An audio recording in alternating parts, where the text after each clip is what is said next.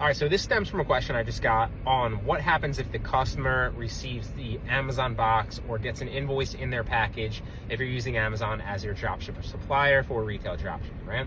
And this is a non-issue 99.99% of the time for a number of different reasons. First and foremost, you could just be a reseller that's repackaging the box up and using that specific box as what you're shipping in, right? We all order from Amazon. We all get products from Amazon all the time. And so lots of third-party resellers on Mercari, on eBay, on a ton of different websites use Amazon boxes to repackage up what they're selling. And so that's not necessarily an indicator that it was dropshipped from Amazon.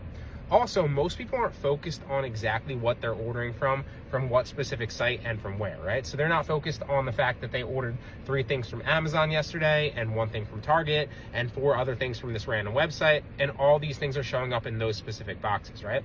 As long as they're getting their products that they ordered and they're showing up, most people aren't really focused on what is showing up and when, right?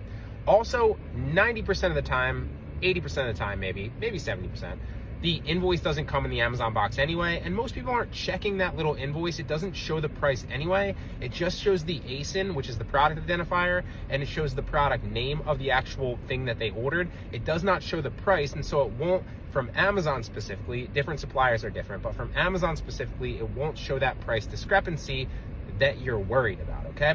And finally, if all else fails, you could just be a seller that is using Amazon third-party logistics, right? So for example, if you're an eBay seller, if you're a Walmart seller, if you're a seller on some third-party website, you can still use Amazon Prime as your fulfillment, even if your products are not on Amazon. What you could do is have your products in Walmart, for example, or your products somewhere else, and then also tap into Amazon 3PL and use Amazon Logistics, and they can be your shipping partner, right? Hence why it might show up in an Amazon box. So this is not the be-all, end-all, and so many people are worried about this. It is more frequently than not the #1 objection that I see when people are worried about retail drop shipping in the beginning. But 99.9% of the time, it's nothing to worry about, and it never comes up. I've probably drop shipped, I don't even know, 10,000 plus orders now, and I think I might have run into this issue like 10 times, maybe.